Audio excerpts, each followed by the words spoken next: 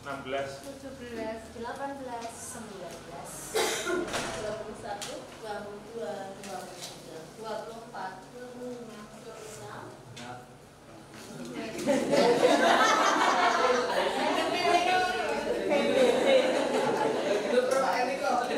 Jadi 27 ya, kurang 3 mas ya. Ini kuotanya 30, sebentar lagi kan menyusul yang 3. Baik Bapak dan Ibu yang saya hormati, mohon izin memperkenalkan diri. Nama saya Khairul Agus Mantara. Saya juga alumni SMP 1 Palian. Jadi saya ini orang Palian, lulus tahun 88 saya lulus SMP. Anda belum lahir. Kemudian saya berkarir di Pemda sudah, kalau nggak keliru, 21 kali saya mutasi. Jadi sudah cukup hafal dari teritorial sampai dengan sekarang menjadi kepala dinas. Kemudian di sebelah kanan saya ini Pak Gus Budi, ini juga Palian. Mungkin udah tidak asing kalau dengan beliau, karena beliau lama menjabat di teritorial, menjadi kepala UPT sekarang Gubernur Bidik, sehingga nanti tidak lagi asing dengan beliau. Dan saya berkawan sejak kecil dengan beliau, jadi kemudian dipertemukan dalam satu pekerjaan. Dan hari ini satu bimbingan teknis yang luar biasa yang dihadiri oleh Kepala Dinas dan Sekdin. Jadi ini luar biasa. Biasanya salah satu kalau Kepala Dinas hadir, Sekdin tunggu rumah. Ini dua-duanya hadir karena mau menyambut orang Palian. Baik, Bapak dan Ibu yang saya hormati,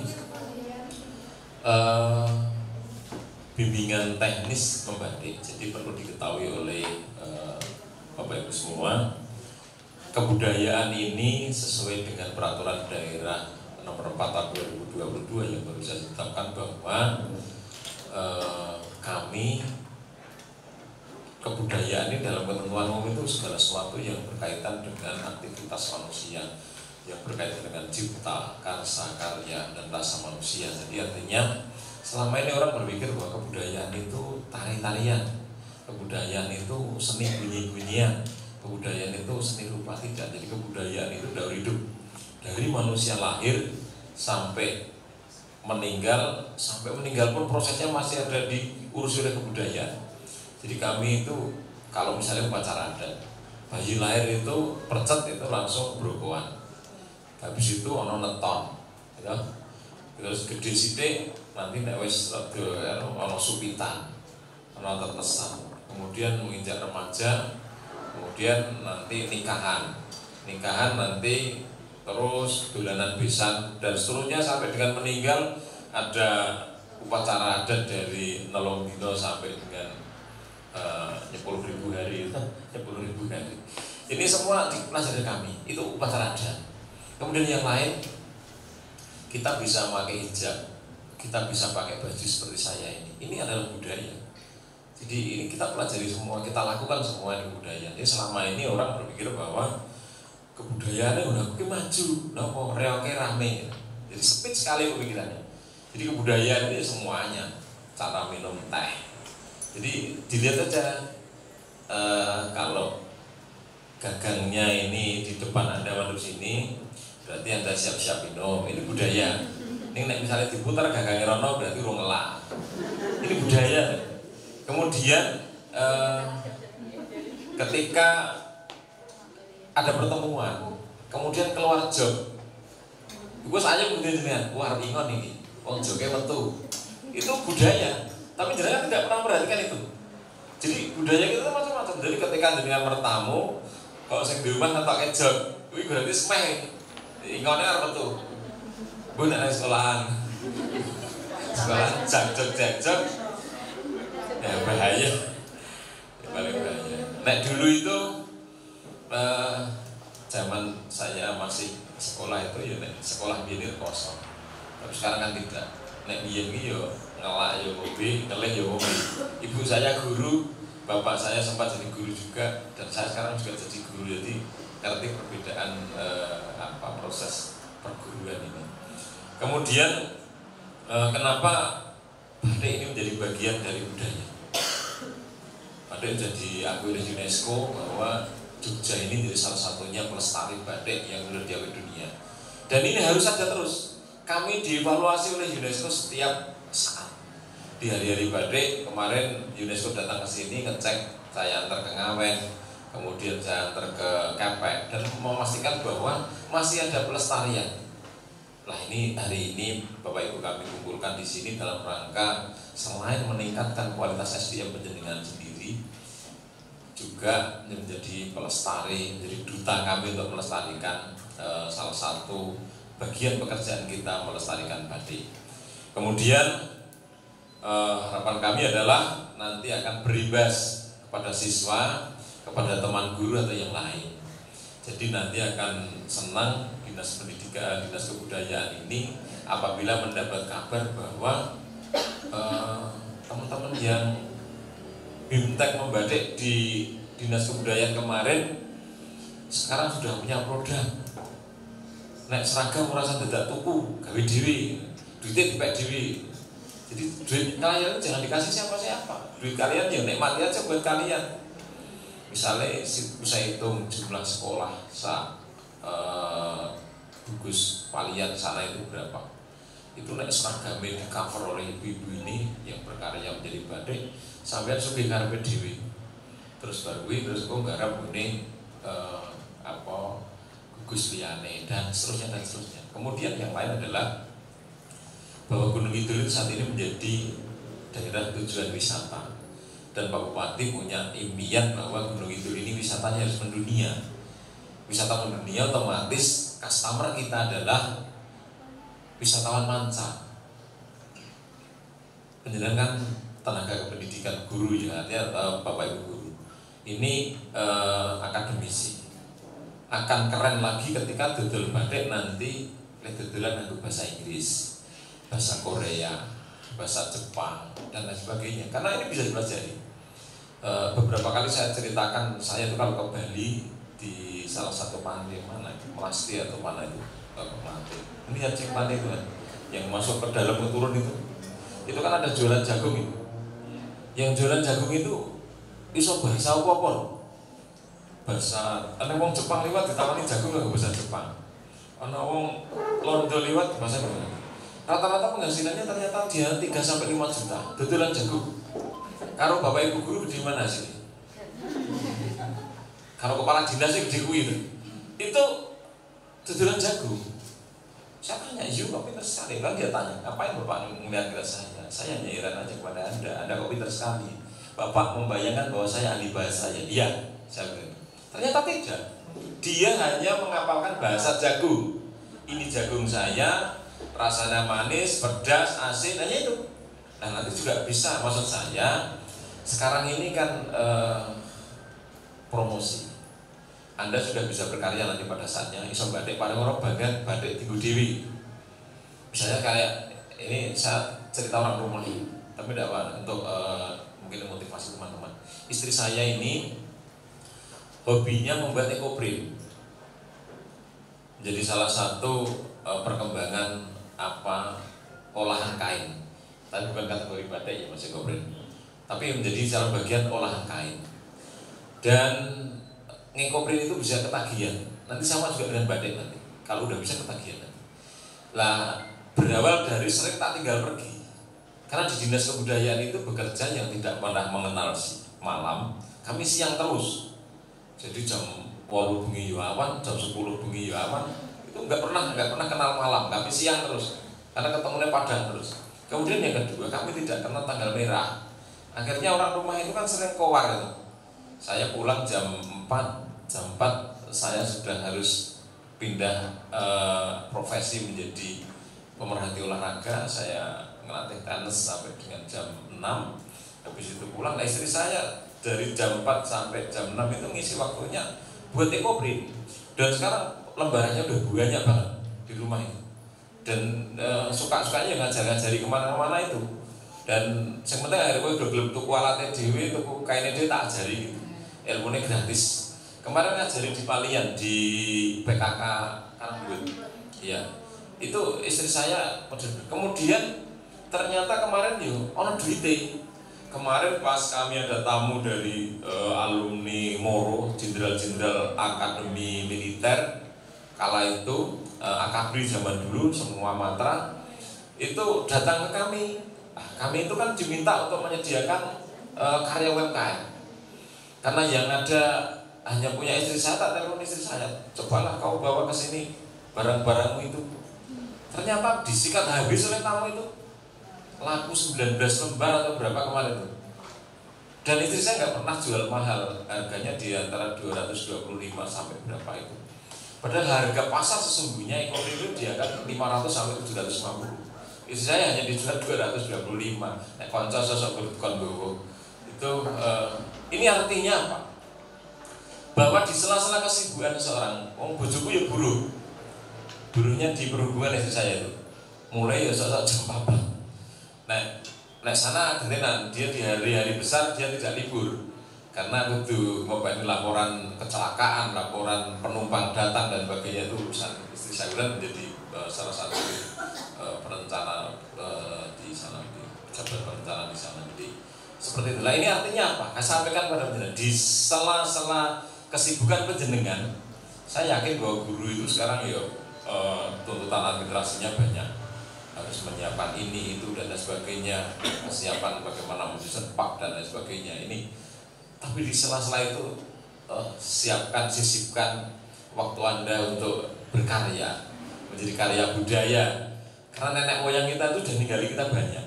Anda tidak pernah membayangkan siapa yang pertama kali meramu teh. Gadok kayak teh, karo jarang, karo gula, dilebok yang gelas. Anda tidak pernah berpikir itu. Itu karya budaya nenek moyang kita. Kemudian mungkin cara memakai hijab. Sopo sepisanan sing ngajari hijab itu karya budaya. Kemudian jahit baju itu karya budaya. Nganggo sepatu kok sing tekan dhisik lagi sing kiwa atau kuali dengan kiwa dulu boleh. Tapi biasanya tangan dulu. Kemudian semuanya itu karya budaya. Itu karya nenek moyang. Pertanyaan Anda adalah kepala dinas kebudayaan sudah berkarya apa? Saya sudah juga berkarya. Saya dengan teman-teman ini sudah menulis sekitar 8 buku kalau begitu. Saya menulis juga. Kapan-kapan kalau pengen baca buku saya ada beberapa naga apa ya, Tom Jawa, kemudian banyaklah. Ini karya budaya. Ini menuntut Anda. Kami itu mengajak Anda tantang bagaimana teman-teman untuk bisa berkarya membuat karya budaya. Silahkan nanti kesempatan ini adalah kesempatan baik. Dan kalau ini ada progres, artinya nanti kelompok bimbingan teknis yang diselenggarakan hari ini tanggal berapa ini? 13 Maret 2023. Pada tahun beberapa bulan yang akan datang udah pamer, Pak, kami udah punya karya, Dinas Kebudayaan itu seragam, tanggen kelompok kulo mawon. Pasti akan kami belanjai. Jadi kamu kalau belanja ya oke. Mas Budi ketika datang di Dinas Kebudayaan, saya wanti-wanti, teman-teman yang lain juga, kamu harus siapkan satu almari khusus untuk menumpuk seragam-seragam dari Dinas Kebudayaan. Jadi kami itu seragam, hampir setiap event kan tuku seragam. Nah ini misalnya penyajiannya sementara ini masih rancu dari mana-mana itu. Nah, kalau di sini ada, kan bisa kalian. Kemarin saya belanja ini Piaman, kemarin belanja di ini siapa ini Kepek, Bajak Mandi, kemudian dan sebagainya. Nah silakan nanti kalau misalnya sudah punya karya seperti itu, teman-teman bisa support ke Dinas Pendidikan, bisa ke Kementerian Agama, Kepala Dinas Pendidikan yo koncone dhewe, Kepala Kemenak yo koncone dhewe. Artinya bisa dikerjasamakan. Karya penjenengan nanti akan ning yo lali mulang. Engko juga kan asik golek duit ning gawe batik lali mulang ya jangan. Dimarahi Bu Mandan nanti.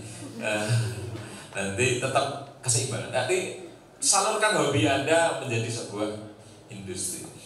Kami dengan teman-teman Dinas Kebudayaan mempunyai satu keinginan bahwa kita greget ambangan budaya mudir harjaning pangesahan Gambiongan. Ini adalah satu cita-cita insan kebudayaan itu, bagaimana budaya itu menjadi industri kebudayaan. Jadi aja gur seneng, aku bisa nyambel enak nih kok pangan dhewe. Ya didol. Jadi kalau nyambel bawang ini arep keren ya, ngundang kepala dinas atau sekretaris atau sapa ngono, Pak, dirasake sambel kula enak mboten? Enak. Ning nek undang bayar Pak niki. Gitu. Jadi ini karya budaya. Silakan seperti itu. Jadi karya budaya seperti itu. Jadi jangan hanya dinikmati sendiri. Selama ini kita bangga dengan karya kita, ini kudu dipangan dhewe, dinikmati sendiri. Gawe cemplon, kemudian gawe apa. Sekarang daerah tujuan wisata itu apa-apa payu. Situ naruh meja di depan itu, kemudian situ kasih karya penjenengan, lemah dikepel terus dibuntel anggo dredok digoreng, telur tanah ora dindeki karo mobil. Ini makanan aneh ini.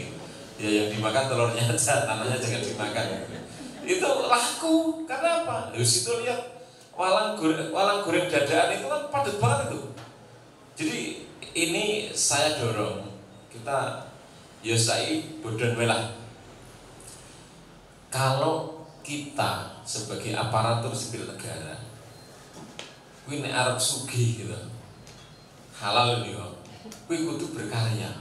Nek guru sugih nyolong ya ikut diborgol lah gitu. Jadi nanti kita dorong kita itu yang sugih nih cetok seko iki. Kok kowe iso tuku Fortuner? Lho aku duwe pabrik batik kok. Gitu lho. Ora sok guru ya. Guru biasa lah, kode karo aku bulan penjenengan ya untuk sertifikasi agar tentu jangan jabatan kan sama tuh. Kemudian itu-ituannya sasis semene kira-kira. Ya pol-polnya ya puluhan juta lah untuk kita ini. Nah kalau misalnya kok butuh Fortuner kan orang mungkin gitu. Tapi kalau kita ini berkarya, tidak ada yang tidak mungkin. Semua terbeli dengan baik-baik. Panjang lebar yang saya sampaikan, mudah-mudahan menjadi motivasi teman-teman. Dan tolong nanti tanyakan sedetail-detailnya kepada narasumber. Kemudian termasuk nanti nek cerita-cerita tenan boleh bahan yang di semurah. Kemudian bagaimana? Kalau pasar tidak usah ragu-ragu. Gunung itu adalah surganya pasar untuk industri. Jadi sekarang ini luar biasa. Kami tamu di kantor itu tidak pernah berhenti. Sing jenenge dodol jamu herbal di Ari itu Lurah Wareng. Itu udah kami kirimi tamu terus dari kantor terus rame karpet dewi. Jadi inilah besok saya dengan Mas Budi ini kan senang ketika ada tamu, pengen batik yang aneh, batik gambar ulo, gambar apa, palian yang duwi, ini dikoordinir di sana. Syukur ada showroom, mungkin ada grup sendiri nanti membuat kewirausahaan di antara teman-teman yang saat ini hadir. Saat buat satu grup WhatsApp, kemudian diteruskan, jangan hanya selesai pada hari ini ya. Itu pesan kami. Dan dengan mengucap Bismillahirrahmanirrahim, Bimtek Batik pada hari ini yang diikuti oleh Bapak Ibu pengajar di wilayah Palian, mudah-mudahan menjadi duta kami dan menjadi bekal wirausaha Bapak dan Ibu. Sukses untuk semua. Nyatakan dimulai. Selanjutnya mohon izin saya tidak bisa menemani sampai akhir karena saya harus mendampingi DPRD di Gading 9. Ya, nanti waktu sepenuhnya nanti saya aturkan ke Pak Sekdin beserta tim dan juga dari Astuti. Monggo, ini mitra kita dari Yogyakarta. Besok itu kalau kalian pinter tak dadek narasumber rasa Jogja loh. Karena ini urung do pinter nanti saya ngambil impor ini. Ini ancaman buat beliau loh. Ini harus ditoke loh ilmune Mas. Gue di orang ditoke kabeh ilmune, aku sesuk ndak ora ditimbali dadi narasumber jangan. Jadi berbagi ilmu, berbagi ini adalah satu hal yang istimewa. Jadi kami pengennya ya semua bisa berjalan. Matur nuwun. Assalamualaikum warahmatullahi wabarakatuh. Baik, terima kasih Pak Kadin yang telah memberikan sambutan serta membuka acara resmi. Baik Bapak Ibu peserta BIMTEK yang berbahagia, perlu kita ketahui bersama bahwa saat ini WPDB Indonesia yang telah diakui oleh UNESCO itu ada 12 ya. Dan mungkin sebagian ada yang sudah tahu? Belum ya? Jadi ada angklo, kemudian ada noken ya, tas noken itu dari Papua, kemudian kapal pinisi, kemudian tari saman, kemudian tari dari Bali, kemudian pencak silat, pantun. Selanjutnya yang 5 ini khususnya yang terakhir ini dari Jawa. Di antaranya ada wayang, kemudian keris, gamelan, batik, dan juga pendidikan dan pelatihan batik. Nah, ini salah satu WPDB ini yang akan coba kita kupas, yakni batik. Jadi kenapa batik kemudian istimewa? Di antaranya karena batik itu punya nilai filosofi. Kemudian batik juga punya corak yang tentunya tidak bisa dipakai di sembarang momen ya. Misalkan kayak ketika peristiwa lahiran itu ada batik sendiri, pernikahan juga ada batik sendiri, ketika acara resmi, bahkan ketika sampai dengan kematian pun batiknya ada sendiri, nggak boleh sembarangan. Kemudian keistimewaan lainnya yakni alat-alatnya, kemudian juga cara membuatnya. Nah, khusus keistimewaan cara membuatnya ini, pagi hari ini kita akan belajar dengan narasumber dari Astuti yang nanti akan banyak bersama kita dari 0 sampai dengan nanti bisa menjadi sebuah karya seni batik. Mungkin itu pengantar dari kami, dan selanjutnya nanti dari pukul 10 sampai dengan pukul 1 siang nanti kita akan bersama dari Astuti. Kepada narasumber Mas Haris kami aturkan. Mas Haris. Sebelumnya, Assalamualaikum warahmatullahi wabarakatuh. Sebelumnya, pertama-tama marilah kita panjatkan puja dan puji syukur kehadirat Allah SWT, karena berkat rahmat taufik dan hidayahnya pada pagi hari ini kita bisa berkumpul bersama di tempat yang bagus ini dengan acara pelatihan batik bersama dengan Dinas Kebudayaan Gunung Kidul ya. Ya, perkenalkan Bapak Ibu yang saya hormati, saya nama Aris Setiawan dari CV Astuti Indonesia. Alhamdulillah kami tiap tahun dimandati oleh Dinas Kebudayaan Gunung Kidul untuk memberikan sedikit ilmu ya atau pelatihan mengenai bagaimana proses pembuatan batik. Apa saja alat yang digunakan, kemudian tahapan-tahapannya, kemudian bahannya seperti apa. Nanti kita bersama-sama sebelum kita praktek bersama, kita teori dulu. Saya boleh nanya nggak Bapak Ibu, di sini apakah sudah ada yang pernah belajar membatik? Banyak mungkin ya. Boleh ngacu yang sudah pernah? 2, 3, 4. Itu sudah sampai tahap mana ya Bapak Ibu? Sampai pewarnaan sampai selesai gitu ya? Ya. Atau mungkin dulu ikut di tim saya juga atau beda? Nggak, siap. Oke. Bagi yang sudah pernah mengikuti mungkin sudah lebih paham ya. Artinya di sini nanti kita belajar yang teknik dasar dulu, karena pada umumnya mungkin masih banyak yang belum pernah mengikuti. Jadi kita belajar dari dasarnya, karena memang belajar membatik itu kalau nggak dari dasar nanti akan agak rumit ya, karena memang di situ ada berbagai jenis warna, kemudian tekniknya juga lumayan banyak, dan alat-alatnya pun juga banyak. Jadi kita belajar enaknya dari dasar. Jadi biar kita kalau sudah tahu dasarnya, ketika kita mau mengembangkan lagi, insya Allah lebih cepat daripada kita cuma misalkan tahu satu jenis saja tapi nggak tahu dasarnya. Nah itu mungkin ketika kita ingin mengembangkan diri lebih lama lagi. Oke, sebelumnya perkenalan dulu ya. Jadi saya dari CV Astuti Indonesia berlokasi di Kasihan, Bantul itu. Jadi saya dan tim dulu meriset kompor batik di tahun 2013, dan alhamdulillah dari kompor batik itu banyak pengembangan sampai sekarang. Mungkin semua peralatan batik insya Allah ada, dan alhamdulillah kami sudah TKDN, sudah SNI. Jadi nanti misalkan Bapak Ibu di sini ada yang membutuhkan peralatan batik, boleh menghubungi kami, atau misalkan mau datang langsung ke Bantul, tepatnya di Utara Madukismo.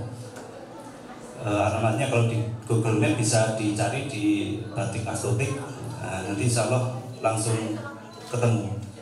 Jadi alhamdulillah kami menjadi satu-satunya di Indonesia peralatan batik yang sudah mendapatkan sertifikat SNI. Jadi kami juga selain peralatan batik juga kami mengadakan ada juga pelatihan batik. Jadi pelatihan batik itu dari dasar sampai mungkin expert. Jadi nanti tim pelatihannya juga, pelatihnya juga ada beberapa ya. Itu. Next. Kami juga punya sanggar. Jadi misalkan nanti Bapak Ibu berkenan atau pengen pelatihan secara privat, juga bisa datang ke tempat kami. Sanggarnya juga dekat dengan workshop kami. Next. Ya ini salah beberapa produk ya. Jadi konversi dari dulu minyak tanah ke kompor listrik, karena memang minyak tanah sudah nggak dijual secara bebas. Jadi sekarang kompor batik itu sudah rata-rata menggunakan listrik semua. Dan cantingnya pun saya juga membuat canting yang versi listrik juga. Dan kompor capnya pun saya juga mengkonversi dari dulu kompor gas atau minyak tanah juga ke listrik seperti itu. Next. Nah, ini beberapa produk kami. Next lagi. Nah, jadi kami meriset beberapa produk dari awalnya satu kompor batik menjadi banyak produk seperti itu. Jadi saya nggak perlu menjelaskan karena ini poin utamanya adalah pelatihan batik. Jadi alat-alat untuk membatik banyak macamnya, baik itu kompornya sendiri bahkan sampai cantingnya itu banyak sekali macamnya. Next. Nah, kami juga menjual paketan. Jadi ketika Bapak Ibu misalkan pengen latihan batik tapi sudah langsung bisa menggunakan tanpa harus mengetahui harus beli apa-apa, itu ada paketannya. Jadi misalkan paket membatik kompor minyak, kemudian paket membatik untuk yang versi murah, yang low cost, kemudian yang paket standar, kami menjual itu. Jadi nanti press listnya misalkan Bapak Ibu membutuhkan, nanti bisa menghubungi kami. Next. Ya. Selain kompor, ini ada alat bantu ya. Alat bantu itu fungsinya untuk apa? Digunakan untuk pertama, misalnya kita mau membuat pola. Pola itu adalah awal kita membuat batik. Motif ya. Pertama kita harus menentukan motifnya apa dulu gitu. Mau motif yang misalkan khas, ciri khasnya daerahnya, atau misalkan mau download di internet atau seperti apa, itu kita harus menentukan dulu. Kalau untuk pelatihan sih bebas ya. Kita yang penting bisa untuk mencanting atau membuat motif. Tapi di sini kebetulan ada alat yang ini namanya konvensional ya. Kalau alat yang teknologinya canggih malah saya punya, namanya pen plotter pola batik. Itu menggunakan mesin CNC. Jadi membuat motifnya itu kita tinggal download di internet, kemudian kita konversi ke Corel Draw dan lain-lain, nanti tinggal gambarnya pakai robot. Tapi ini saya menjelaskan yang versi konvensional dulu. Meja pola batik bentuknya seperti itu, jadi ada kacanya, di bawahnya ada lampu. Itu sistemnya ngeblak ya. Jadi kita cari gambar di internet, kemudian di print, entah itu mau yang A3, A4 atau berapa ya. Nah, nanti tinggal ditempelkan di situ, kemudian kainnya yang mau digambar ditempelkan di atasnya pakai karbon. Kemudian dinyalakan lampunya, nah, kita tinggal ngeblak seperti itu. Itu adalah meja pola. Kemudian di sini ada meja cap batik. Nah, meja cap batik itu digunakan kalau Bapak Ibu pengen membuat batik cap gitu. Kemudian ada bak celup ya. Di sini bak celup ada yang saya menjual yang kayu, ada yang stainless. Harga beda ya. Kalau yang stainless relatif lumayan mahal di kisaran 1,9 juta. Kalau kayu berapa ya? Kisaran 1 jutaan lah. Seperti itu. Next. Nah, kalau ini adalah gawangan digunakan untuk memajang hasil kita. Misalnya kita mau menjual atau memamerkan, nah kita bisa menggunakan gawangan. Ada yang versi single, ada yang double. Kita juga jual seperti itu. Next. Next lagi. Next lagi. Ini adalah trainer kami, jadi sudah memiliki sertifikat kompetensi yang sesuai dengan ahli bidangnya. Jadi ada Mbak Dinda, ada Pak Sunardi, dan ada Pak Nur Rahmat. Next. Ya, jadi batik itu merupakan warisan budaya Indonesia yang sudah diakui oleh UNESCO. Jadi kita perlu berbangga karena batik itu ternyata yang dinobatkan bukan Pekalongan atau Solo, ternyata adalah Yogyakarta.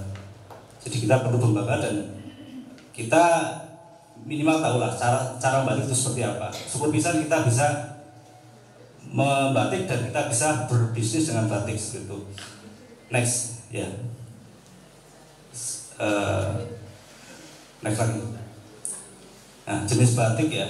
Jenis batik itu ada yang klasik, kemudian ada yang tradisional, ada yang kontemporer. Nah, kalau klasik itu biasanya itu adanya misalkan di keraton ya, dia itu memiliki motif tertentu yang hanya boleh dipakai oleh mangsa dalam seperti itu. Itu yang yang benar-benar ada ciri khasnya yang hanya boleh yang hanya boleh dipakai oleh mangsa dalam. Tapi selain itu pun masih banyak motif lain gitu loh yang boleh dipakai oleh orang umum. Tapi dia memang motifnya motif lama yang dirancang oleh para pendahulu kita. Nah, kemudian kalau yang batik tradisional ini yang dia nggak terlalu rumit, biasanya umum dipakai oleh masyarakat umum itu, dan pembuatannya lebih mudah. Kemudian ada yang batik kontemporer ini yang sudah perpaduan kombinasi dengan motif-motif yang terbaru atau mungkin yang agak sedikit modern seperti itu. Nah, kalau yang anak muda sekarang mungkin cocoknya di kontemporer seperti itu ya. Ya, next. Ya, jenis batik. Nah, pada umumnya batik diklasifikasikan menjadi 3. Yang pertama adalah batik tulis, yang kedua batik cap, dan yang ketiga adalah kombinasi. Batik tulis adalah batik yang dibuat menggunakan canting. Nulis dengan canting ya, entah itu canting yang cocoknya 1, cocoknya 2, yang kecil, yang besar atau yang medium, itu adalah batik tulis.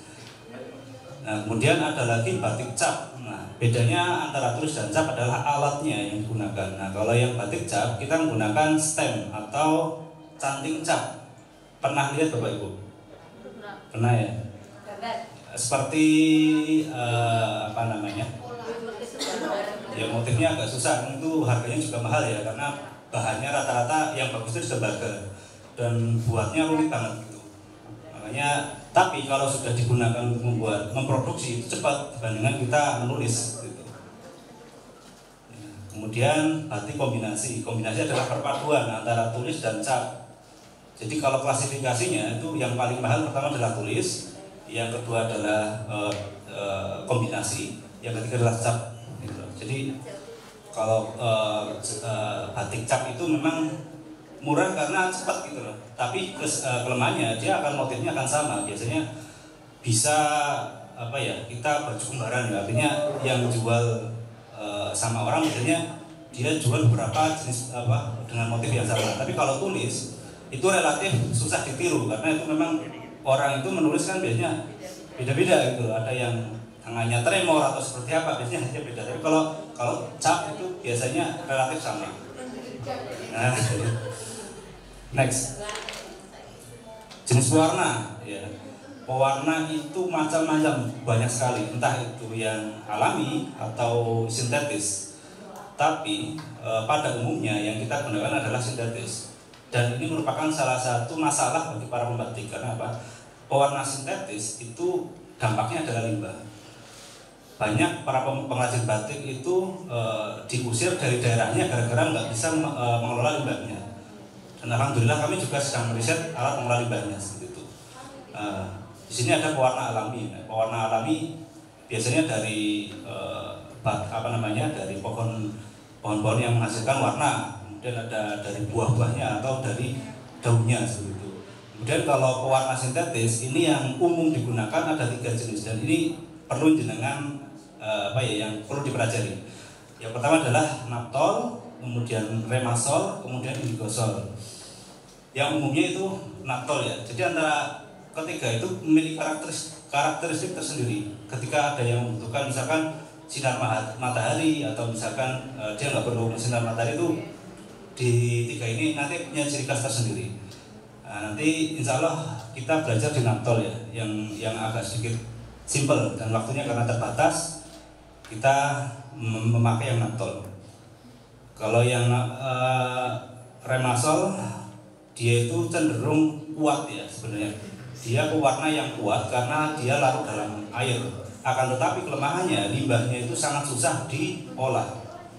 Saya sudah berkali-kali meriset tentang remasol ini, ternyata saya belum bisa menemukan cara untuk memisahkan antara pewarna dengan airnya. Kalau yang naptol dan indigosol itu saya bisa, tapi kalau yang remasol dia karena ada water glass, dia ngunci, itu agak susah. Dia hampir susah banget. Pokoknya saya belum menemukan caranya untuk mengolah limbah remasol. Ya, next. Alur dalam membatik ya, pertama adalah persiapan kainnya, kemudian membuat pola, kemudian proses nyanting, pewarnaan, melorot. Sebenarnya simple ya, simple. Ya alurnya cuma 5 alur ini. Tapi yang susah itu adalah ngeracik warnanya, kemudian menentukan prosesnya seperti apa, kemudian bagaimana membuat motifnya yang bagus dan teknik dalam menggoreskan cantingnya itu yang agak susah. Kalau untuk tekniknya sama semua. Kalau tulis ya seperti ini. Ya, next. Kurang lebih dalam proses pelatihan umumnya seperti ini ya, urutan waktu yang dibutuhkan. Jadi kalau membuat pola itu kurang lebih 30 menit. Tapi di sini kami sudah membuatkan pola karena waktunya memang terbatas. Jadi nanti kita langsung ke nyanting. Nyanting ya. Nyanting itu nanti kurang lebih 1 sampai 2 jam. Kemudian pewarnaan menggunakan naptol ya 1 jam. Kemudian pelorotan 1 jam. Semoga saja nanti waktunya bisa sesuai dengan yang kita harapkan ya, karena tadi agak molor startnya itu. Iya, sudah ya, next ya. Nah, ini alatnya ya, tadi saya sudah bilang alatnya pertama adalah kompor, kemudian canting, kemudian kain yang dipola. Pensil dan karbon itu digunakan untuk membuat polanya ya, tapi karena kita sudah ada polanya ya, ini kita abaikan dulu. Kemudian ada kain mori, itu adalah bahannya ya, kain mori. Kemudian pewarna tadi ada 3 jenis ya, yang sintetis ya. Kemudian malam itu sendiri juga sebenarnya ada beberapa jenis malam, kualitasnya masing-masing. Kemudian panci pelorotan seperti itu. Next. Nah, tabel warna ini merupakan rumus ya. Jadi yang susah untuk kita ingat. Jadi kita harus membuat apa namanya? Kalau orang kimia itu biasanya ada tabel kimianya. Kalau ini adalah tabel warna. Nah, ini kita susah untuk menghafalkan karena benar-benar ada banyak gitulah. Jadi kalau pengen warnanya seperti ini, kombinasinya adalah ini sama ini.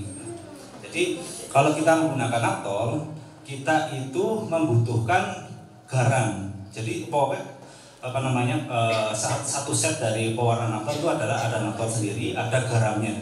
Nah garamnya itu banyak seperti itu. Jadi di situ ada tabel ya. Di sebelah pojok kiri itu ada garis miring. Nah, naftol itu yang sisi ke sana. Ada naftol ASG, ASLB dan lain-lain. Itu aku juga sampai sekarang belum bisa menghafalkan itu. Kemudian ada garamnya ya, garam ada GC, ada apa namanya? Jadi kuning GC, ada oranye GC, seri R dan lain-lain lah. Itu tinggal kita nyari di internet pun bisa. Dan misalkan mau beli, ini juga kita jual ya, kita jual tabel warna juga kita jual seperti itu. Nah, untuk warna aku lupa tadi yang kita siapkan apa, aku lupa tadi sama tim. Ya, next lagi ini pola sudah ya tadi ya. Canting, next lagi. Ini cantik cat kita enggak. Nah tadi begini ya. Jadi kalau kita membuat batik cap, kita membutuhkan capnya sama meja cap. Nah, meja cap itu khusus ya, nggak sembarangan meja seperti ini. Tapi memang kita jual meja cap sendiri. Jadi di situ ada busa, ada plastik anti apa namanya, lupa aku. Plastik anti panas lah. Kemudian ada apa yang selimut yang biasanya digunakan di rumah sakit ya. Jadi memang alat-alat batik itu khusus lah. Artinya kalau kita bikin hanya asal-asalan mungkin hasilnya nggak maksimal. Nah jadi misalnya Bapak Ibu membutuhkan apa, insya Allah di tempat kami ada. Next. Ini pewarna naftol, ini yang kita nanti akan belajar bagaimana sih cara meracik naftol. Nah, yang pertama adalah larutan pertama adalah naftol, kostik, kemudian TRO. Itu dicampur jadi satu menggunakan air mendidih. Kenapa kok pakai air mendidih? Biar lebih cepat ngelarutnya. Tapi jangan sampai kita menggunakan air mendidih ini untuk mewarna. Saya pernah ya. Jadi kasusnya ini yang belum pernah belajar batik itu perlu benar-benar penegasan. Karena kan di sini ada keterangannya air mendidih ya. Saya pernah itu baru mendidih benar-benar langsung tak masukkan untuk batiknya yang baru di Malang, langsung hilang semua. Ya karena memang yang namanya batik kan malam ya. Malam itu kena air panas, hangat pun dia meleleh gitu loh. Nah, di sini air panas, kemudian didinginkan dulu, jangan langsung dipakai. Gitu ya. Seperti itu. Jadi hanya untuk melarutkan saja. Kemudian larutan yang kedua adalah garam ya.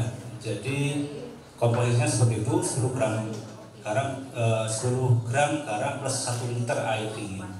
Jadi pokoknya kombinasi ini adalah acuan. Jangan kalian Bapak Ibu itu gunakan untuk berkali-kali. Jadi ini yang digunakan untuk satu kain. Dampaknya apa? Ketika Bapak Ibu berkali-kali, ya hasilnya nanti pudar warnanya, gitu loh. Jadi percuma kita membuat tapi ternyata hasilnya pudar. Soalnya kita agak susah ya kalau mengulang proses yang sudah, misalkan sudah sampai di lorot, sudah nggak bisa diulang lagi. Seperti itu.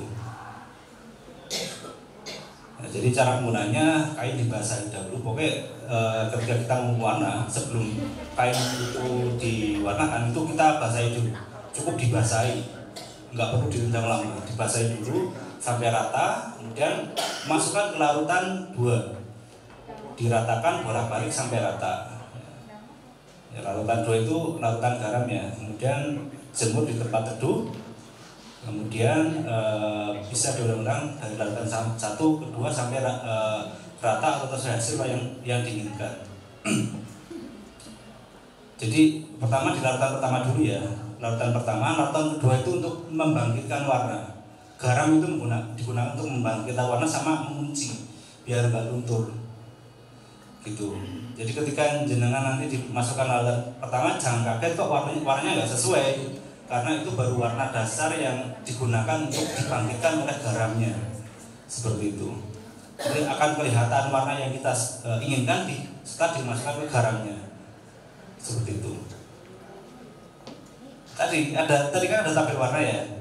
Nah, garam ya sesuai dengan rumusan tadi, mau warna yang mana, kombinasinya naptol ini, garam ini gitu.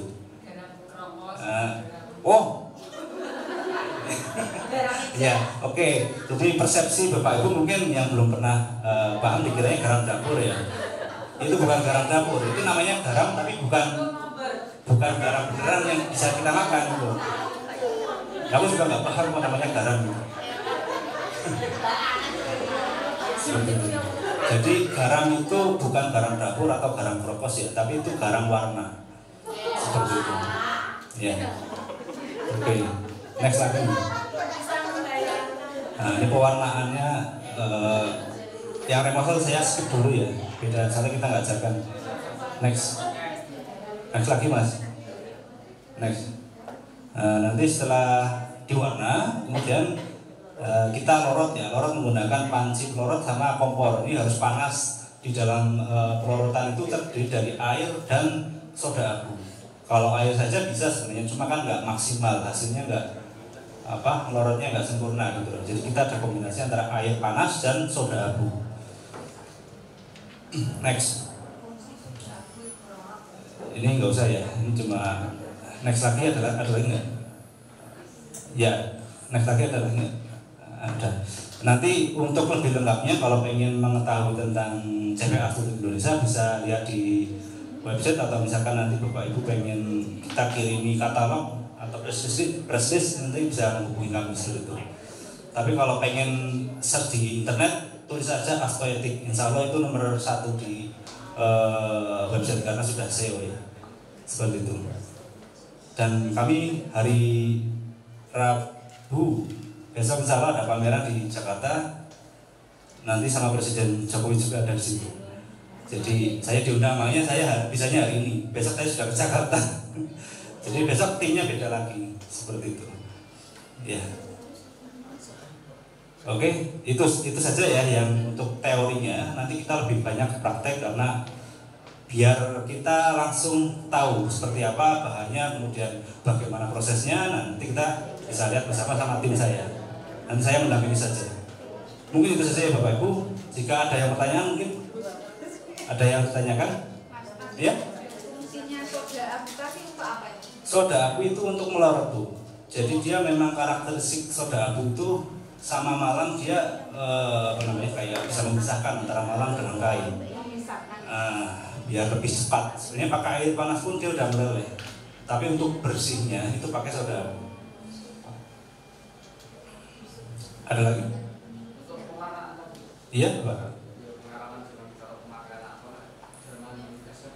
Iya. Iya.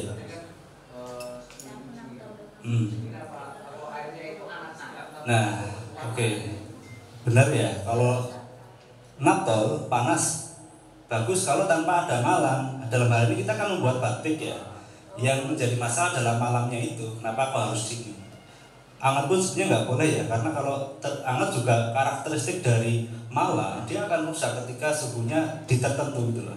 Lebih bagus yang dingin seperti itu. Ya biasa saja lah, nggak terlalu dingin banget. Nanti kelamaan kita, misalkan kita dikejar waktu gitu lah. Atau kalau nggak dikasih air dingin kombinasi, jadi untuk melarutkan sedikit saja, habis itu dicampur sama air dingin, biar cepat dinginnya seperti itu. Intinya hanya untuk melarutkan, air panas hanya untuk melarutkan. Ada lagi? Tanya Mas, saya kan pernah belajar baca itu.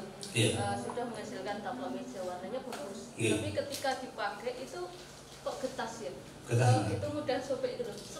Kebanyakan apa kira-kira? Kemungkinan itu di water glass apa ya? Iya, waktu itu saya pakai itu karena beberapa kali kan sering kalau buat itu mungkin luntur-luntur, terus saya nyoba yang pakai itu tapi hasilnya Jadi karakteristik water glass itu kayak apa ya? Jadi kayak jelly atau gimana ya? Jadi dia agak kayak lendir-lendir seperti itu ya. Jadi dia kalau kering dia jadi kertas gitu. Jadi kalau terlalu banyak water glassnya memang hasilnya jadi kurang bagus gitu. Iya. Iya, itu yang jenis remasol kalau yang pakai water glass. Kalau ini kita naptol. Tapi naptol itu kok luntur ya? Kenapa ya? Naptol luntur. Ya memang ciri khas kayak kita beli baju di pasar ya. Kalau naptol dia memang gampang luntur. Karena apa? Yang paling bagus dan kuat itu adalah remasol. Karena saya bilang tadi saya ngolah limbahnya yang remasol itu susah banget misahnya. Makanya ketika jadi kain atau baju dia kuat. Tapi kalau yang indigosol sama naptol dia gampang dipisahkan. Kita bisa mengolah limbahnya mudah, tapi untuk hasil kualitas dari kainnya, pewarna di kain memang agak jelek. Makanya saya coba yang pakai itu, tapi kok malah sobek-sobek. Nah ya, jadi ya mungkin kombinasi antara campurannya belum tepat gitu. Jadi harus menggunakan rumus gitu Bu. Gitu. Ya, ada lagi? Oke. Pewarna yang paling aman untuk anak-anak, misalnya mau praktek sama anak-anak. Ya, dalam hal ini pewarna amannya dari segi apa? Dari segi kesehatan atau dari segi apa gitu loh. Kalau dari segi kesehatan ya alami, cuma kelemahannya alami itu sangat ribet, kemudian gampang luntur. Ada nggak yang kena kulit terus gimana kayak gitu? Jadi yang berbahaya khususnya caustic ya. Caustic itu kalau kena kulit agak gatal-gatal seperti itu. Tapi makanya kalau kita harus pakai kaos tangan, entah itu yang plastik, yang latex, bebas. Yang penting pakai kaos tangan.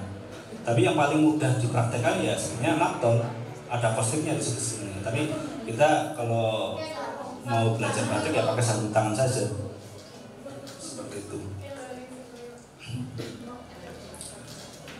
Ada lagi?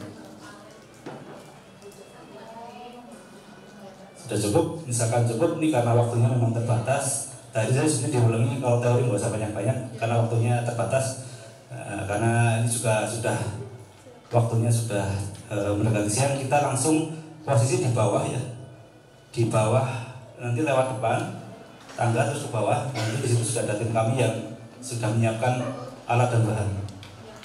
Monggo silahkan Bapak Ibu, kita berganti lokasi, kita ke tempat yang sudah disediakan.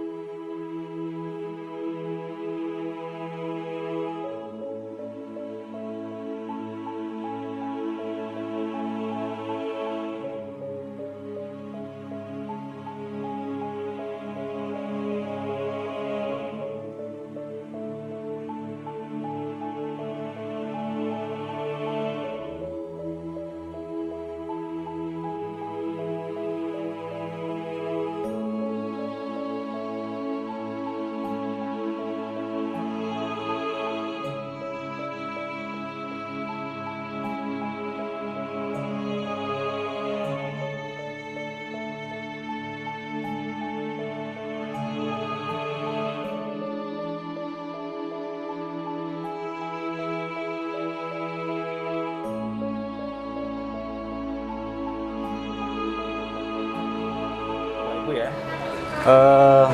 Di sini kita dalam tahap pencantingan. Ya, tadi mungkin sudah diberikan pengarahan terkait bagaimana posisi yang tepat kita memegang canting ya. Jadi kalau memegang canting nggak boleh posisi terlalu ke bawah dan nggak boleh terlalu ke atas. Karena kalau ke bawah banget nanti malamnya netes terus, jadi nanti bisa netes ke kain. Kalau terlalu ke atas nanti ya malamnya nggak turun-turun. Jadi sudutnya kurang lebih 30 sampai 45 derajat itu nggak salah. Ya. Jadi silahkan berkreasi sebaik mungkin. Bapak Ibu sudah paham belum masalah terkait malam itu yang bagus sama yang nggak bagus? Belum ya? Jadi malam bagus itu adalah malam yang suhunya tepat. Suhu tepat itu adalah suhu di angka kurang lebih 130 derajat. Kalau terlalu dingin dia nggak nembus, kalau terlalu cair dia bleber. Akan tapi kalau terlalu panas kita bisa mengakali ya dengan cara kita tahan dulu sambil ditiup sampai dia dingin, agak sedikit dingin.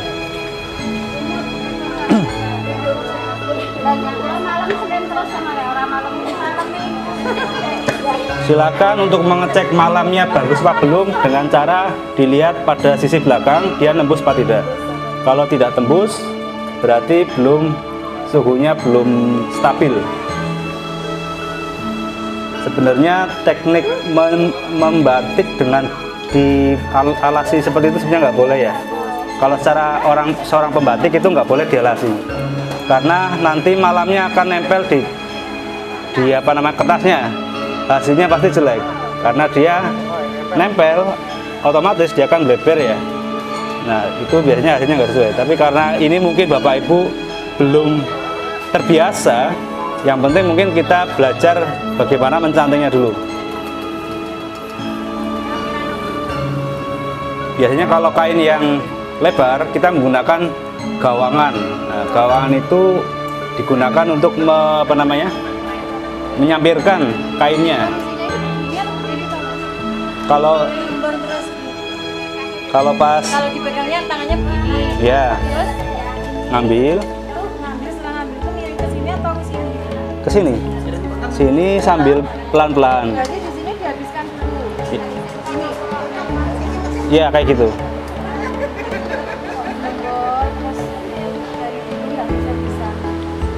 Jadi memang sedikit ngambil lagi. Ya. Tapi nggak terlalu sedikit banget, Bu. Nek kebangetan sedikitnya jangan capek bola-balik ngambil.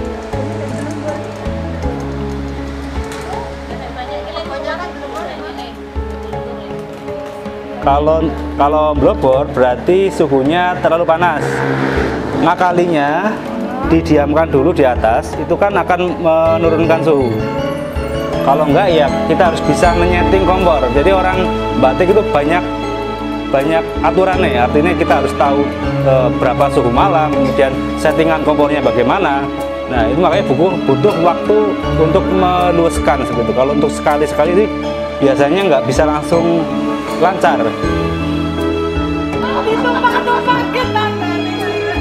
Jadi Bapak Ibu di sini kita kan menggunakan kain ukuran kurang lebih 30 kalau sama kali 30 ya. Biasanya untuk mempermudah itu kita menggunakan pembidang. Tapi karena memang di sini nggak ada pembidang, mungkin Bapak Ibu di sini tadi nggak tahu siapa yang minta kertasnya ya. Sebenarnya tuh kertas ini nggak boleh ya. Secara teori, secara aturannya memang nggak boleh kita menempelkan di kertas ya. Harusnya kertas ini digunakan untuk boleh tapi di bajunya, jangan ditempelkan seperti itu. Iya. Nah, kalau misalkan yang ada yang digunakan untuk tatakan, ya ini untuk ilmu informasi saja bahwa sebenarnya seperti itu nggak sesuai dengan standarnya. Kenapa? Jangan megangnya jangan pas di yang akan dinalan. Ya itu memang susah. Ya. Itu buat melambar kelambinya sebenarnya ya, bukan buat melambarin.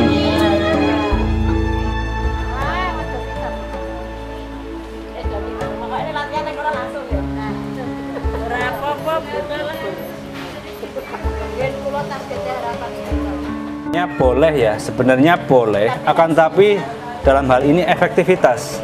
Orang batik kan butuh waktu cepat ya, butuh waktu cepat. Nah, ketika di bulan balik ini ya rugi, kita waktunya lama, sama hasilnya pasti nggak sama dengan yang sekali jalan. Biasanya agak sedikit tremor gitu. Ya, di sini kita sedang meracik pewarnaan ya Bapak Ibu. Jadi sambil jenengan mencanting, mungkin bolehlah sedikit melirik ke samping selatan apa mana ini ya Bapak. Di sini kita sedang meracik warna naptol ya Mas Tro. Naptol warna merah sama warna biru. Ya, naptol warna merah sama biru. Nanti pas dituangkan air panas kayak extra jos gitu loh Bu. Ini namanya konflik. Ini kalau boleh, kalau ke warna kita menggunakan air dari keran langsung. Nah itu pewarna. Ini untuk Saya tahu tekniknya, tapi kalau praktek saya emang nggak pintar. Tapi ini udah bagus nih yang ini.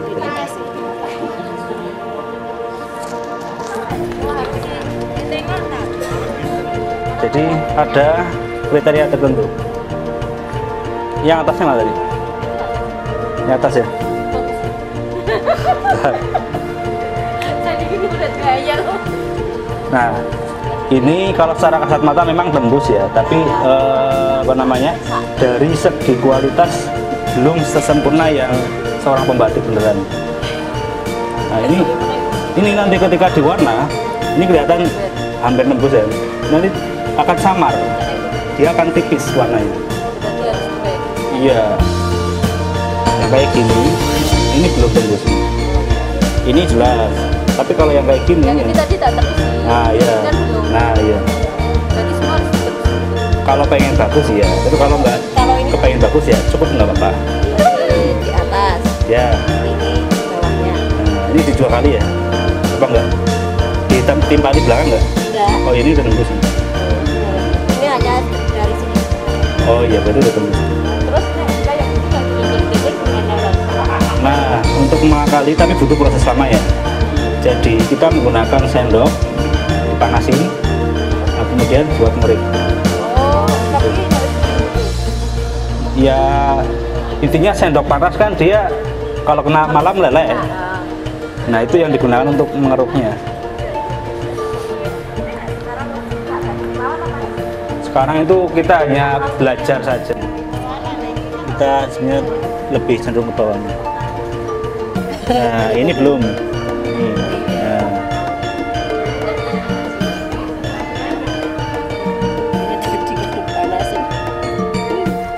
Ini kayak gini pun Bu. Ini sebenarnya dia nanti akan apa namanya, ada putus-putusnya di sini. Kalau pengen nggak ada putusnya ya harus ditempali lagi di belakangnya. Nah ini juga ya, ya ini belum. Ya. Betul. Ya, ya. Itu satu paket sudah semua. Tapi biasanya cuma satu jenis warna. Misalkan cuma warna merah atau warna kuning. Tapi dalam satu paket itu sudah ada kain, malam, canting, kemudian pewarna, itu sudah satu. Jadi dengan mau belajar batik itu langsung sudah bisa dengan paketan itu. Maksudnya untuk pewarnaannya itu Mas yang sudah ada. Iya, sudah satu set, satu set. Di set oh. Namanya satu set itu sudah terdiri dari ya, relatif sudah. Nek mau diwarna nggak apa-apa.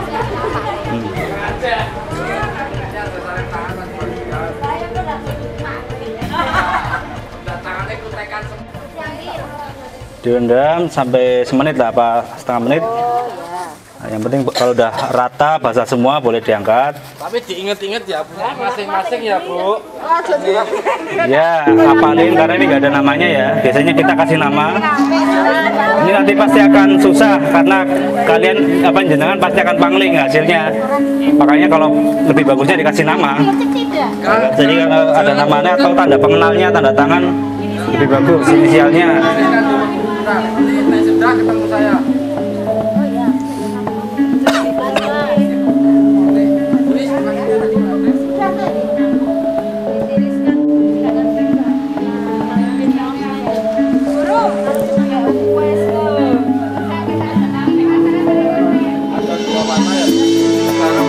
garam. buat penguji warna. Ya.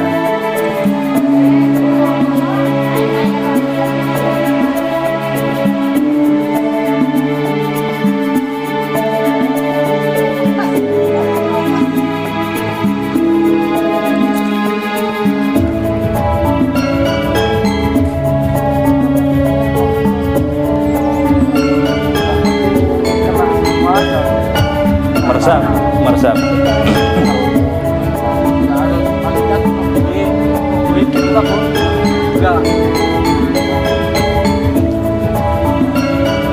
Kita nyari efektivitas, sebenarnya ya boleh juga direndam ya, cuma kan kita butuh efektivitas.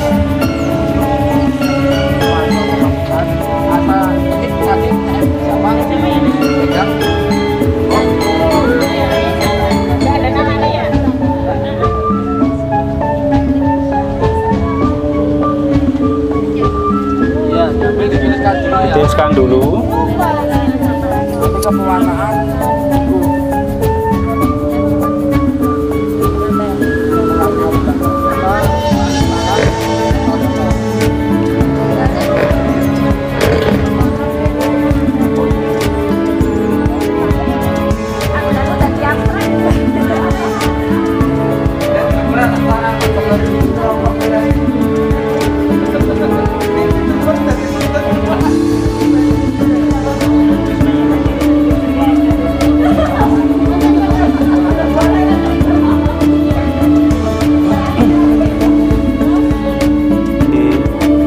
diangin-anginkan lebih bagusnya.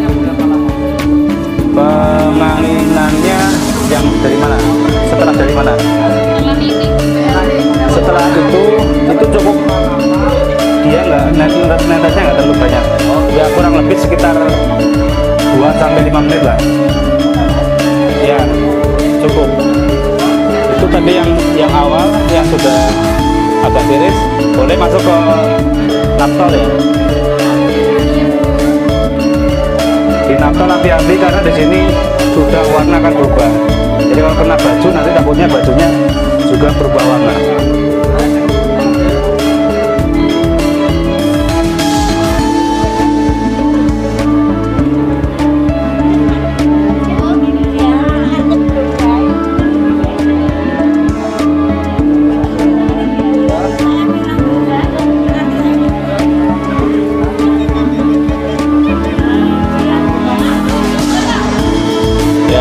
Sudah di naptol, ditiriskan lagi ya. Oh awal ya, ditelesin dulu. Go.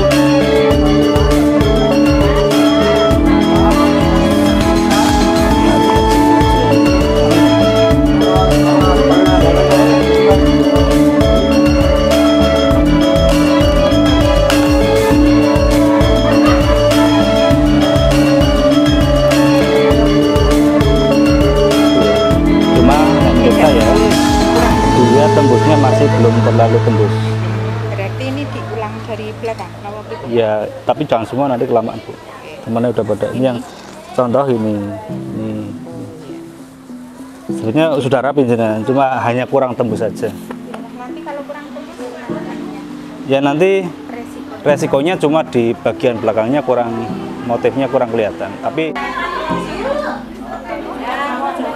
aku harap menjauh dari yang mewarnai, baju saya putih. Amin, amin, amin, amin, amin.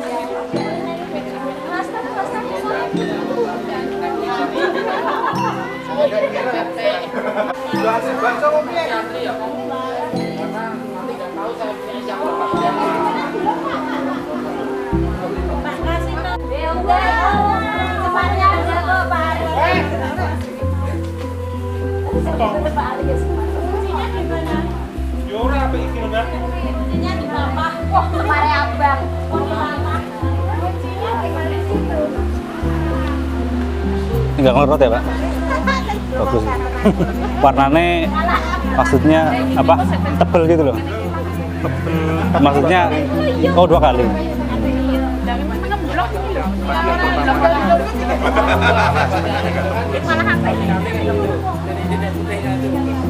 Ini pertama. Mas, Oh gitu? Iya Bu. Oh, berarti masih banyak ya? Berarti ini Ya. udah ada paketannya kalau beli. Buat Enggak, embernya enggak Bu, embernya enggak. kan? Ya. Nah, berarti ini sok gareng larut kayak kan? Udah, cuma yang enggak kan silakan masuk ke pelorotan.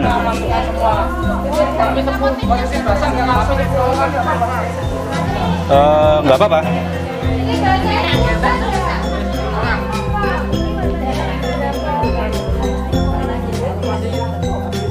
Warna, dia berarti malamnya ada yang retak. Malam retak itu dia akan merembes ke yang motifnya. Nah itu dijemur tapi jangan dipanas, jangan terlalu panas-panas ya. Sebenarnya cukup ditiriskan saja. berarti dari pewarnaan langsung masuk ke lorot, terus habis lorot langsung Jemur, udah selesai. dan nyuci dulu ya. Kita nyuci itu setelah jadi aja Bu, ngambil amannya. Soalnya jadi mungkin aku proses salah itu. Iya, kalau dicuci kan biasanya cenderung nguncek ya. Nah itu masih agak riskan kalau baru jadi. Gimana Bapak Ibu sekalian? Menyenangkan? Ketagihan? Ibu-ibu memang selalu ketagihan. Oke, mudah-mudahan apa yang tadi sudah kita praktekkan bersama-sama bisa memberikan banyak manfaat tentunya. Memang tahun lalu itu nggak sekecil ini kayaknya, sekitar 1 meteran lebih. Jadi bisa buat sajadah, bisa buat shawl, kemudian taplak. Tapi sekarang mungkin seukuran sapu tangan ya, bisa untuk mengusap air mata mungkin ya. Oke, baik. Sebelum ke kesan dan pesan, kami mohonkan evaluasi dulu dari tim Astuti. Monggo Mas Aris.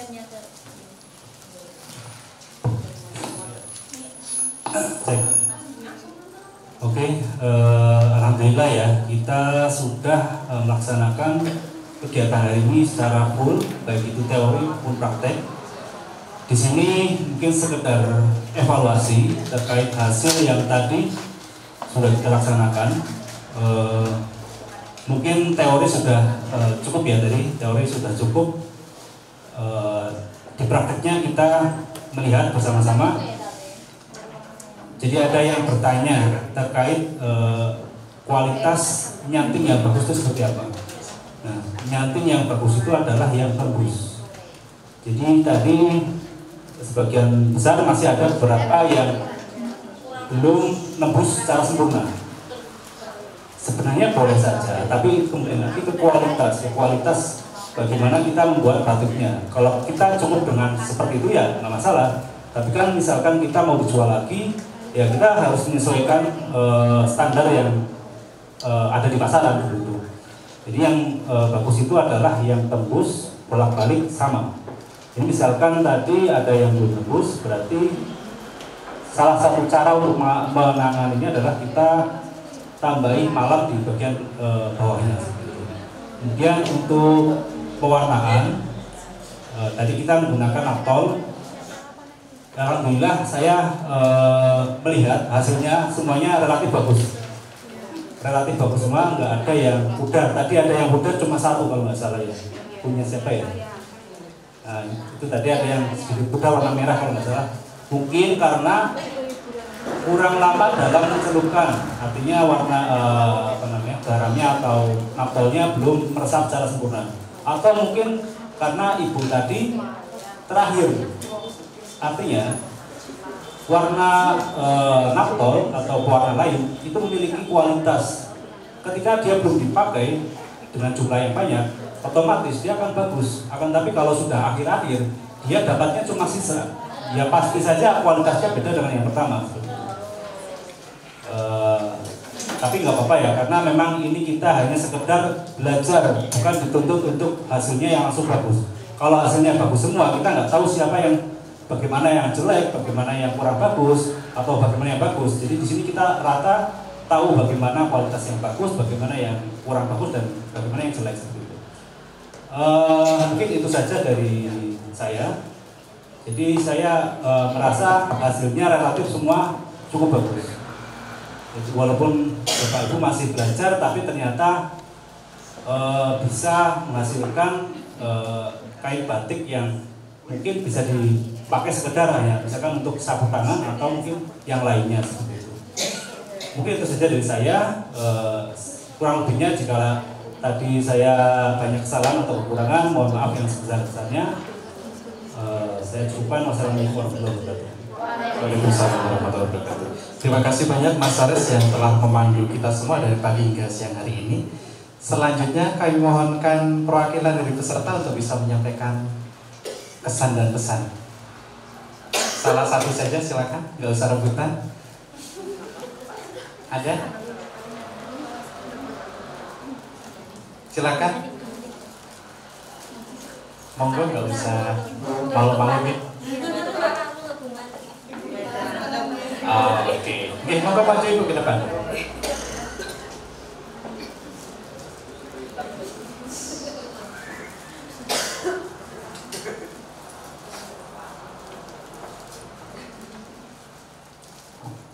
Bismillahirrahmanirrahim. Assalamualaikum warahmatullahi wabarakatuh. Bapak Ibu yang kami hormati, mohon maaf untuk pernyataan redup ya. Untuk kali ini terima kasih waktu yang diberikan kepada saya. Saya mohon maaf Bapak Ibu, di palian kemarin untuk pendaftaran itu untuk Bapak Ibu guru atau kepala sekolah. Nah di sini saya salah satu kepala sekolah Bapak. Tapi mohon maaf bukan kepala sekolah atau bagaimana Bapak Ibu. Sebenarnya kalau di kemarin saya harusnya karena ada teman yang mendaftar saya hanya mengikuti. Karena saya juga tertarik untuk lingkungan saya itu dulunya pada waktu kecil banyak yang membatik untuk distorkan ke keraton. Makanya saya ikut. Ternyata teman saya itu saya tidak tahu. Makanya di sini kami mohon maaf. Yang terpenting kami ucapkan terima kasih kepada penyelenggara, kepada Dinas Kebudayaan yang memang saya sudah beberapa kali mengikuti untuk program Dinas Kebudayaan. Bapak Ibu, selain saya ucapkan terima kasih kepada Dinas Kebudayaan, kami mohon maaf apabila teman-teman di sini ada kekurangan, ada kekhilafan, kami mohon maaf yang sebesar-besarnya. Mungkin Bapak Ibu itu yang dapat kami haturkan. Terima kasih sekali lagi untuk Kowil Palian dari Bapak Ibu guru yang dilatih di sini. Sangat berterima kasih akan ilmunya dan semoga nanti dapat menelurkan ilmu-ilmu atau hasil-hasil yang sangat memuaskan seperti halnya tadi yang diharapkan dari Dinas Kebudayaan. Sekali lagi kami ucapkan terima kasih dan mohon maaf jika ada kekurangan. Assalamualaikum warahmatullahi wabarakatuh. Jangan balik ke sana. Mungkin bisa ke depan situ. Ibu siapa tadi namanya? Oh iya, ke depan sini Bu sebentar. Dari SD? Oke, dari SD Palian 3. Berhubung sudah berkenan maju, maka berhak mendapatkan sertifikat dari Asuntik. Monggo Pak kasih untuk bisa menyerahkan kenang-kenangan ini kepada Bu siapa tadi? Bu Ayu. Oh, Bu Hartati. Bu Nani. Oke, Bu Nani. Silakan dokumentasi bisa ambil gambarnya. Oke, selamat kepada Bu Nani atas kadonya. Mudah-mudahan bisa berikan manfaat untuk Bu Nani dan juga SD3-nya. Oke, sekali lagi terima kasih. Ini cukup satu orang saja ya kesan-pesannya ya. Oke. Selanjutnya yang terakhir saya mohonkan closing statement kepada Pak Kasih, Pak Edi, kami aturkan. Monggo Pak Edi. Assalamualaikum warahmatullahi wabarakatuh. Tim Astuti yang saya hormati yang sudah menyampaikan banyak materi kepada peserta. Kemudian Bapak Ibu peserta BIMTEK Batik Gunung Kidul tahun 2003 angkatan yang pertama yang saya hormati, apa yang telah tadi seharian Bapak Ibu terima berupa bimtek batik, karena batik adalah salah satu warisan budaya tak benda Indonesia yang sudah layak dilestarikan. Jadi upaya Dinas Kebudayaan dengan memberikan bimbingan teknis membatik tradisional itu adalah menjadi tugas dari Dinas Kebudayaan untuk masyarakat Gunung Kidul khususnya. Pada tahun ini kita menyelenggarakan 2 angkatan bimtek batik. Di samping ada bimtek-bimtek yang lain, ada bimtek pijat tradisional, ada bimtek jamu tradisional, kemudian yang satu bimtek Ngadi Busono. Itu merupakan sebagian tugas dari Dinas Kebudayaan selaku pelestari dari kebudayaan di Gunung Kidul. Harapan kami, harapan Dinas Kebudayaan adalah mudah-mudahan ilmu yang tadi sudah diperoleh Bapak Ibu, walaupun hanya singkat ya, saya yakin Bapak Ibu masih kepingin berlama-lama mempelajari ilmu batik ini ya. Cuma karena waktu dan lain hal, pelaksanaan dilaksanakan selama setengah hari karena jam berapa ini? Jam 12 sudah selesai dan tadi jam 9. Mudah-mudahan Bapak Ibu bisa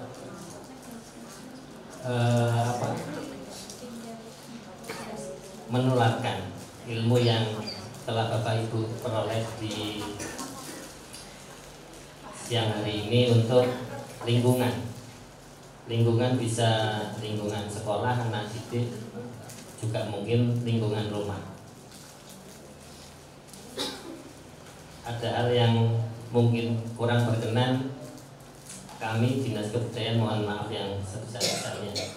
Mudah-mudahan di kesempatan yang akan datang kita masih dipertemukan lagi pada bimtek-bimtek yang lain.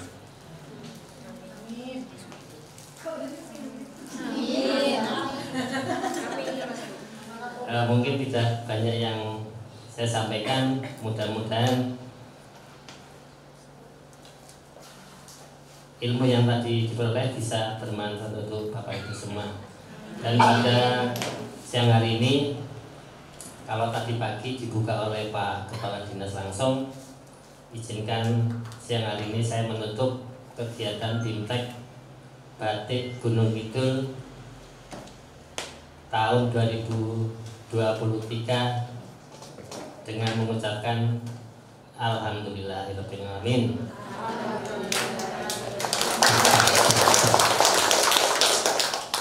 Demikian, wassalamualaikum warahmatullahi wabarakatuh. Waalaikumsalam warahmatullahi wabarakatuh. Terima kasih Pak Edi yang telah menutup agenda kita pada kesempatan siang hari ini. Terima kasih juga kepada seluruh anggota K3S Palian, kemudian juga dari tim Astuti yang sudah membersamai kita dari pagi hingga siang hari ini. Kami ucapkan banyak terima kasih dan juga mohon maaf apabila selama kami membawakan acara banyak hal yang kurang, ada sikap yang kurang berkenan dan sebagainya. Kami mohon maaf yang sebesar-besarnya.